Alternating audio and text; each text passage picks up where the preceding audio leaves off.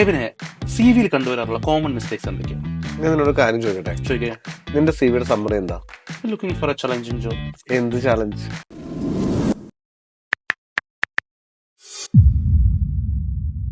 നമസ്കാരം, നിബിനാണ് നിങ്ങളുടെ കൂടെ. എബിനെ സിവിയിൽ കണ്ടുവരാറുള്ള പ്രധാന മിസ്റ്റേക്കുകൾ എന്തൊക്കെയാണ്?